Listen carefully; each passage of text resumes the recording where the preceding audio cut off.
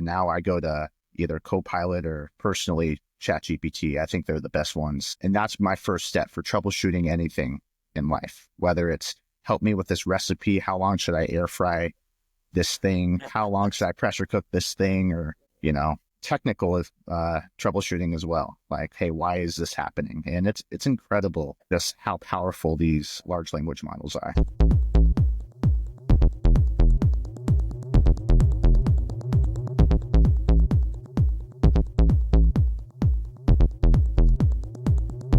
Hello and welcome to today's episode of the IT Collab Podcast. I'm Nathan Taylor, and my co-host Brandon Barnes is traveling around the world. He's in Rwanda right now, helping out a school over there. So if you want to learn more, the episode we recorded last week, we kind of dug into that, and it's pretty cool to hear what he's doing over there. But today I'm excited to have Graham Rosenberg join us. He's the Director of Robotics Operations Centers at Sourcepass. Graham and I have worked together for, it's got to be 8 years now, something like that. Yeah, we'll be 9 later this year. Oh my goodness, man, time flies. So worked together for a long time. Excited to just chat about some fun stuff around AI and automation. So Graham, tell us a little bit about yourself and your career. Yeah, sure. So I joined Machine Logic back in 2016, and that's when I met you. That was my first job in my IT career. Before that, I worked many service industry jobs, a lot of food service and whatnot. And once I graduated college, Machine Logic is where I landed. Started as a tier 1 help desk guy, resetting passwords and reinstalling applications, fighting with printers. And pretty quickly moved into kind of the manager of that team, and then managing all of service delivery, and then moving into just kind of running all of the operations for Machine Logic. Yeah, you had your fingers deep into the tool set for much of that time, right? So you were, driving all kinds of configurations and trying to figure out how to get stuff to work together. Yeah, that's kind of what, how I've kind of progressed throughout my career, is just looking at things and saying, hey, I don't like how this is working. How does this work? Oh, we can make this work way better. And just kind of taking ownership of tools that way, and just getting more and more involved in all the MSP tools and the integrations between them. Pretty good MSP as a Graham somewhere, kind of driving stuff forward. Probably 5 years ago or so, we started digging in a little deeper into automation, right? We started working on a customer portal and trying to automate stuff there. So you put a lot of work into that over the years. Yeah, absolutely. We switched over to Cloudradial. We didn't really have a portal before for our clients. And we were able to start sending webhooks and JSON data over to Power Automate. And that was all new to me. We had an engineer on our team that was, very helpful in teaching me kind of those early skills. And it's kind of like the early days of automation for the MSP space. That was before tools like Roos or PIA or any of these other tools were on market. Just fighting with multi-tenancy and Power Automate and trying to make things work was a lot of fun. Yeah. Big shout out to Jonathan. He's been on the show before, Jonathan Robbins, but he was a big help with those early days. And it was always amazing when we could get, I think of a couple customers where we, took 300 or 400, 500 users and automated a big part of their workflow. Because some of these companies, they're onboarding and offboarding a couple employees a day sometimes. And there's just a lot of clicking and a lot of room for error in that process when you have a low-level technician working through a documentation document. So that the automation around, especially user onboarding, offboarding, seems like it was always really low-hanging fruit. Absolutely. Kind of with all automation, the time savings to me is just like the cherry on top. It's the accuracy that comes along with the process. You won't fat finger a key or forget to install one application. It all happens automatically. And that's really where the true value comes in my opinion. Yeah, absolutely. So what is a ROC, a Robotic Operations Center? Yeah, so over here at Sourcepass now, and it was really cool. Over at Machine Logic, automation was more or less a hobby, something that we could do for fun. What can we do to just make our lives easier? But now here at Sourcepass, we've invested in the Robotic Operations Center, which is all we do is automate. I have a team below me. We take inbound requests, and basically we mostly use Roos, but we use some other automation tools and just RPA, robotic process automation, and just automate as much as we can. It's nice having a team and sole focus on it. It's unlocked a lot of doors. Yeah, team and dedicated tooling like Roost. And it's kind of cool how this has kind of sprung up into something that's like, like you said, we were rolling our own, but by trying to kind of hook in Power Automate, and that had its own set of problems with, Microsoft would change an API, or we'd have a secret expire and everything would be broken. We'd be scrambling to fix it. It feels like it's better with some of these tools. It's taken some of that and abstracted that away and made it a little bit better. Yeah, absolutely. I mean, huge shout out to Roos. We use them for most of our process automation, and they just make it so easy. I mean, it's very similar to Power Automate in the sense that if you don't have a lot of automation or coding experience, you can jump in there and it's a lot of drag and drop, plug and play. To get the true power of it, if you do have some of that coding knowledge, some of that Python knowledge, where you can really manipulate data and make it do what you want to do, that takes it to the next level. But just having dedicated integrations into all of the PSAs, the RMMs, all of the objects, the MSP tool set, having those pre-built integrations is just a game changer. Yeah, sure. Because you're not having to go look up an API and then test it and write all your own, calls and everything. It's kind of drag and drop kind of almost level. Yeah, and Roos does a pretty good job too, that if they don't integrate with a tool, you can add in custom integrations and still make it play in the same way, drag and drop, and kind of visualize your workflows in that way. Cool. I think, so tell me how, we've got these broader, automations, but I was always blown away by the process of building automations for customers. Tell me how you get from a customer has a need to a working automation. What's that process look like?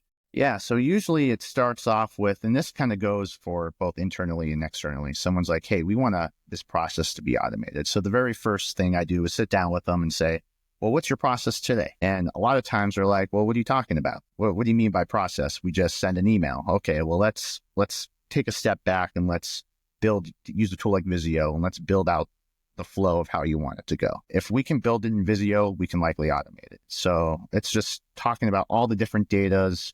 Where are we starting? Where do you want to get to? So that's really step one, is just making sure we understand everything we're trying to automate.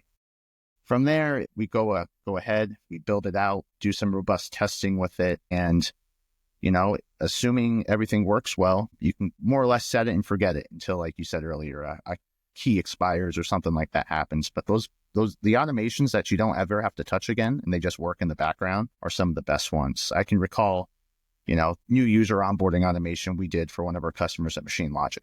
That thing is still working today. Every now and then there's some maintenance we have to do, but at this point we have to be in the thousands of hours that we've saved.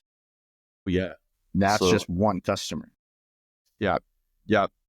That's interesting. There's lots of interesting different ways to automate stuff too, because we did that one where it was very much, we wrote the code, but even then if we're talking about the same one, we were pulling a lot of it from one third-party product, was driving a lot of the data.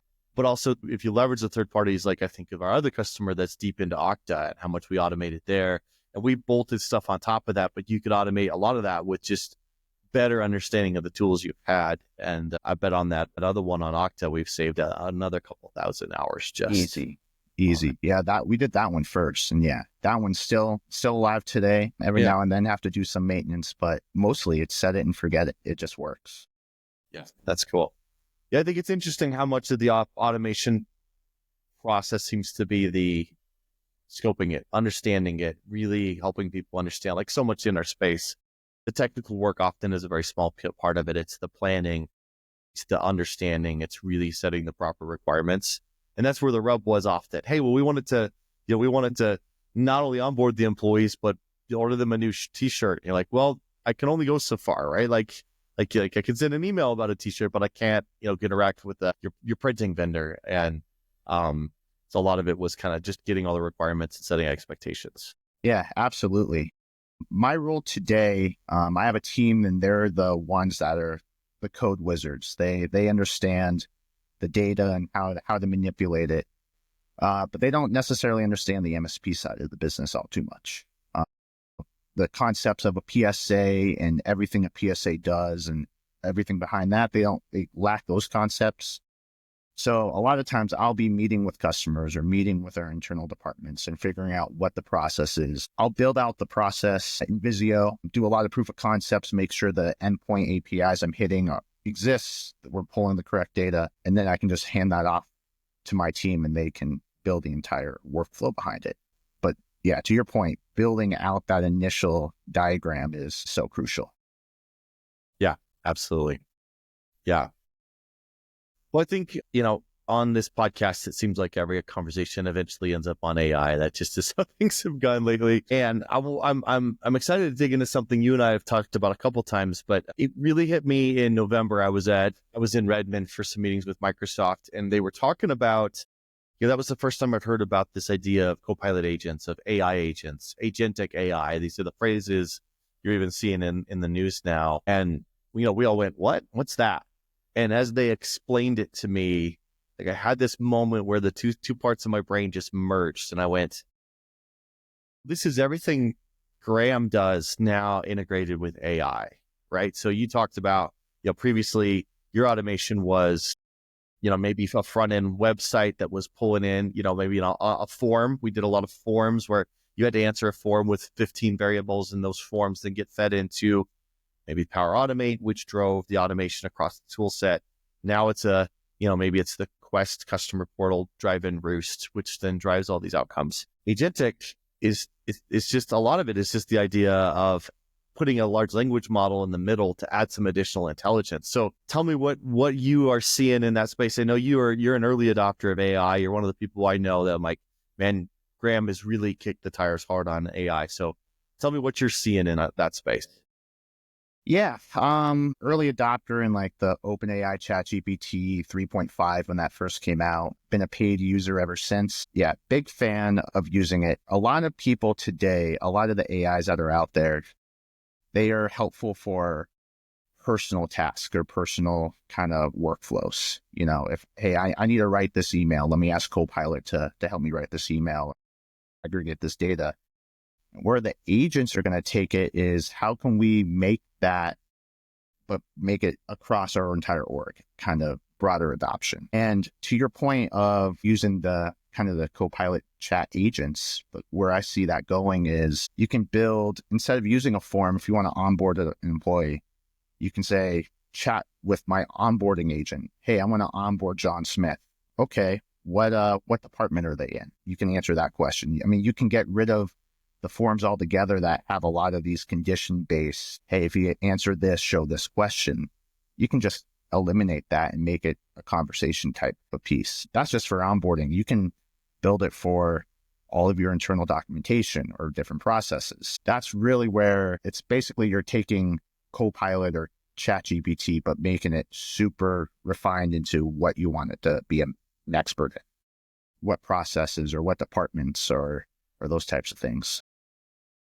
Yeah, that's kind of how I'm understanding it as well. Is like there's two aspects to the agentic side. One is you can train these agents to be experts on a topic. So you could say, hey, this is going to be our sales agents. So we're going to share our pricing book, all of our quoting tools, all of our quoting examples, our invoices, some of the documents that govern how we sell things, and have that agent fully understand that context and then be able to answer questions. Well, how would I quote this? And where do I get this pricing? And how do we set margins? And you could build an agent that's kind of very topical focused. I think there's going to be a lot of that, but I think the more powerful agents are going to be like you talked about. It's combining the intelligence of AI with the power of automate, right? Of automation. That was how Microsoft first explained it to us. It's like, well, take what you're doing with Copilot and then plug it into Power Automate and look at what happens. And I think,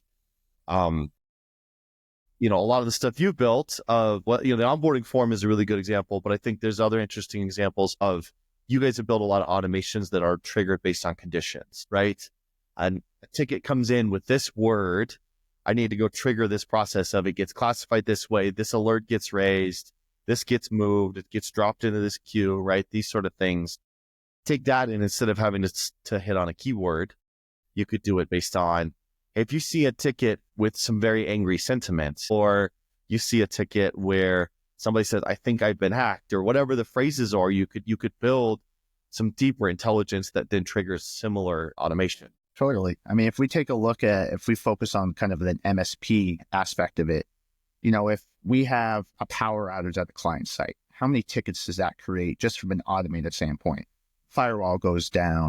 The servers are all going offline. All the WAPs are no longer responding. Now you have all these users sending in tickets. Hey, my internet's out. I can't do this. And now you have 20 plus tickets all in your PSA on all these different boards and all these different things, where I could see a time where you take all these inbound tickets, you can feed them through kind of an AI model, and the AI can say, hey, this ticket's related to this. Let's bundle it, or let's create an incident and move all these tickets into there. I mean, back when I was a service delivery manager, that was half my job, was just organizing tickets and making sure tickets are tagged correctly and everything, kind of like that. And based on that, when all these other tickets, you can start to say, hey, you didn't realize these two tickets were related, but using AI in the middle to say, kind of as an AI dispatcher, if you will, hey, I see this ticket on this board and this ticket on this board working on two different teams. These are related. We should raise a flag or send some type of alert that,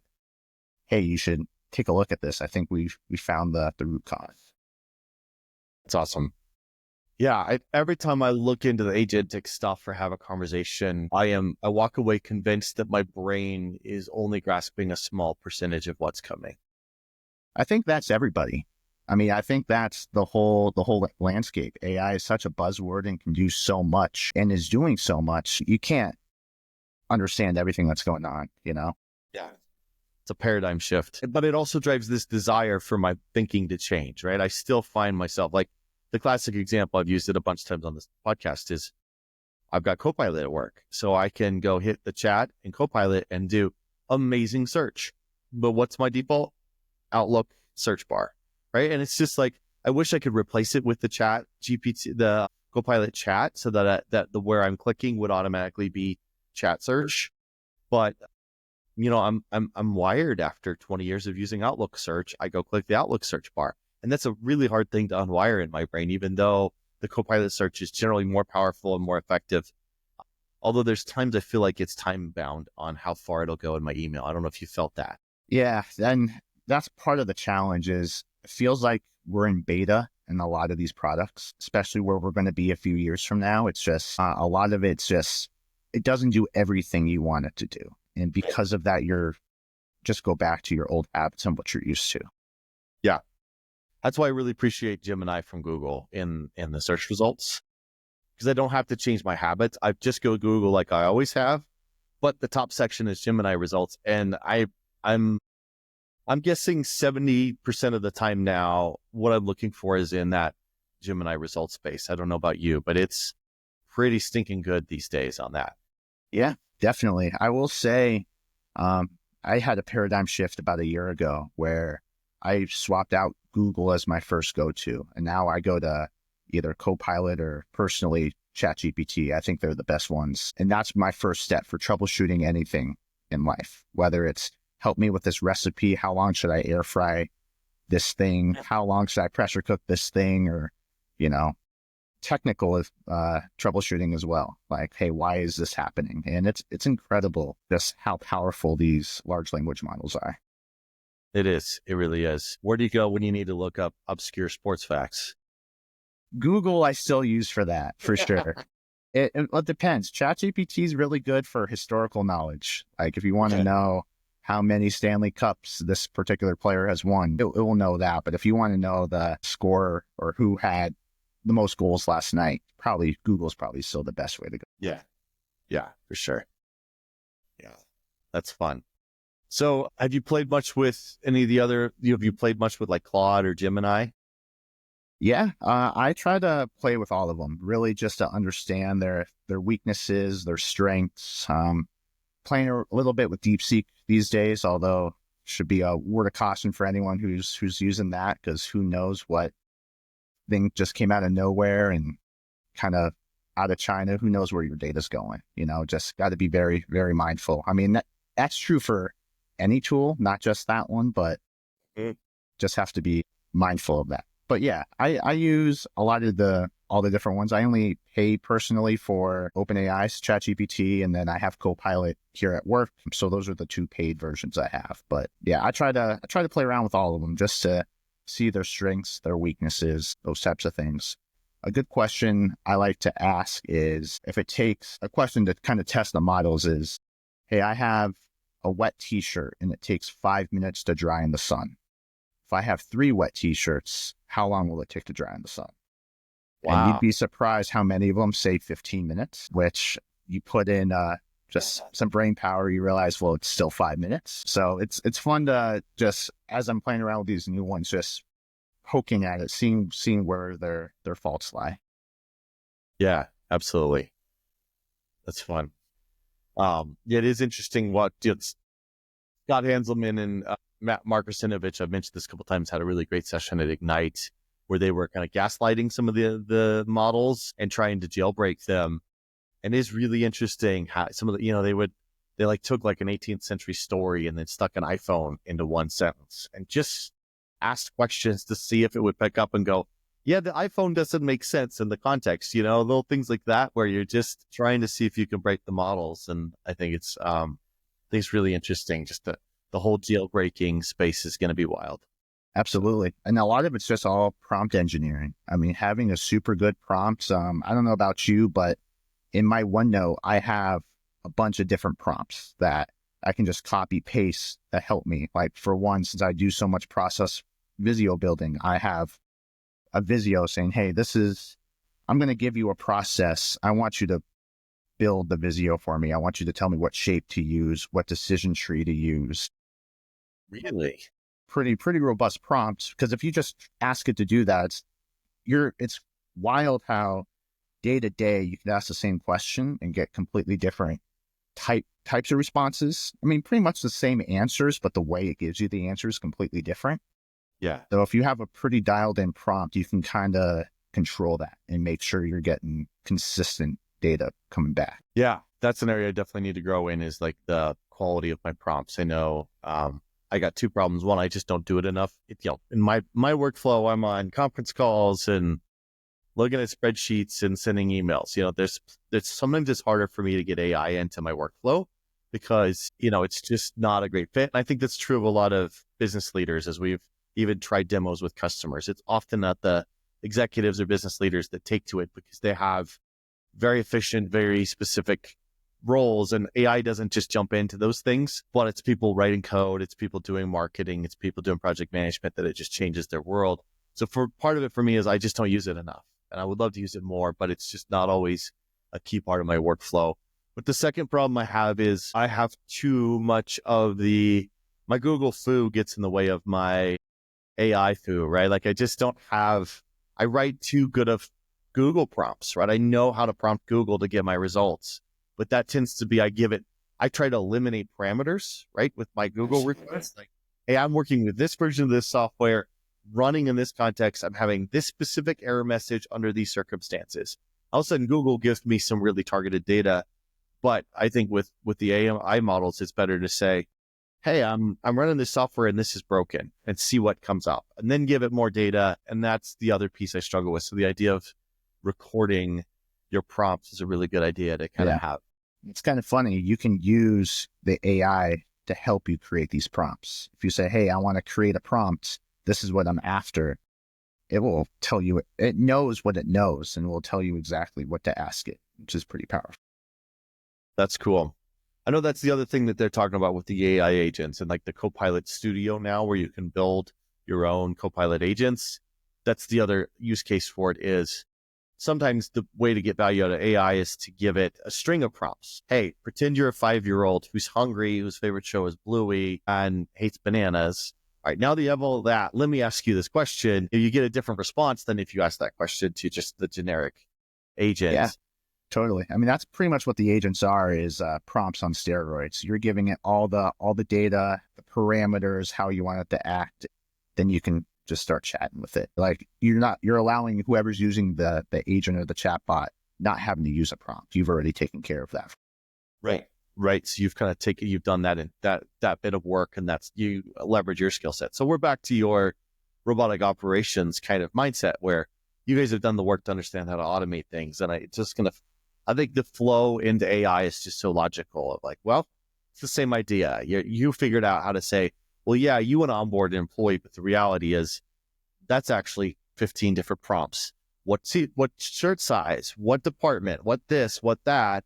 And then the answers to all that trigger, a workflow in each case, right? It's the same to me. It's that correlation was just fascinating when I was connecting the dots. I was like, this is Graham's brain. You were already excelling in AI, but I knew that was like, as soon as I saw the agentic stuff, I was like, this is how Graham does his everyday job. Yeah, whatever I can do to make my life easier, So, I feel most IT guys are that way, guys and gals, whatever you can do to make your life easier, think smarter, not harder.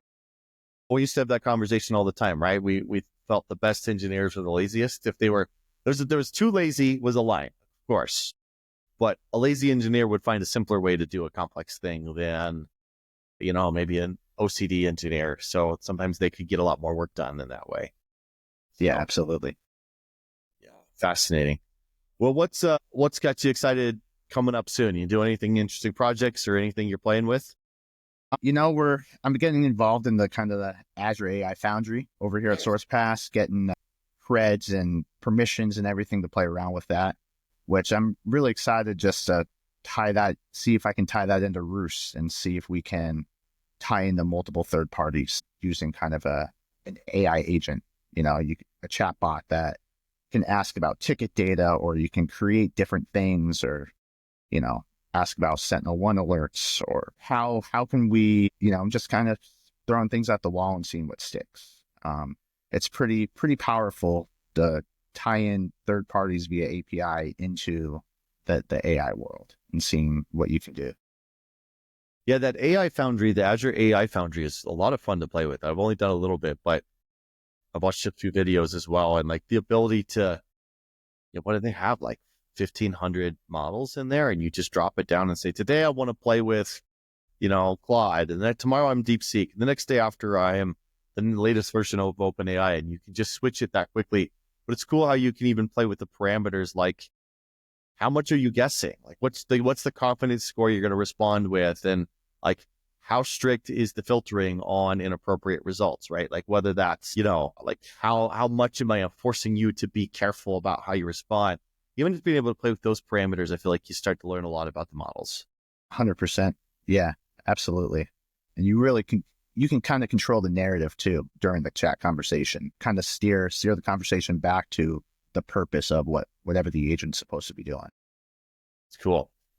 And that's fun. Yeah, it's going to be wild. I think the DeepSeek is really interesting to watch. I'm with you. I saw an article on LinkedIn. Somebody was like, hey, instead of all your paid AI, look, DeepSeek replaces them all for free. And I read that and I thought, there's nothing free in this world. They're getting a lot out of you. I think it's important to be cautious with that nation state. China, they have a history of really trying, industrial espionage. They've, you go look at their J-22 fighter jet, it's an F-22. It is a perfect facsimile of our, greatest fighter jet. So it's like, they have no problems harvesting our data. So be careful. Just willingly give it to them. I'm not saying they can't use that model, and I know you can take DeepSeek and run a local copy, and you can do these things. But I've even seen some articles where the local copies are phoning home here and there more than people hoped they would. So it's the Wild West. It's going to be wild to see, where we're investing the government. What started a $500 billion investment in AI. Yeah, man. Microsoft's building $80 billion worth of data centers this year for AI. So it's wild. It's just going to be a wild ride. And I'd love to have you on as you get deeper, because I feel like you're on the cutting edge. You stay way ahead of it further than I am on just kind of using it. So it's always fun to chat. Yeah, it's fun. It seems like every other week a new feature's coming out, and whether it's Gemini or OpenAI or Copilot, it's crazy. My outlook looks different every other week just from the new features they're adding in there. Yeah, absolutely. Well, cool, Graham. Thanks for joining us. It's always fun to chat with you. Really fascinating stuff. Keep up the good work. I think the Avs are going to finish out the season.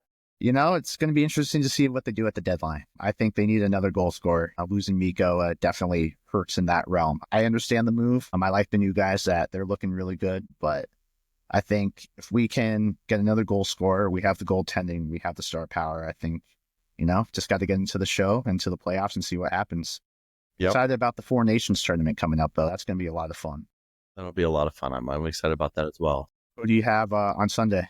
I'm really pulling for the Eagles, and I think they can do it. I think that running game and that offensive line is going to give the Chiefs trouble, but I feel like you can't bet against Mahomes. So That's where I'm at. He just feels inevitable. It just is like, I hope it's the Eagles. I hate the Chiefs, Denver fan here, Broncos fan, but same. Yep. I don't know, man. It's so hard. I know.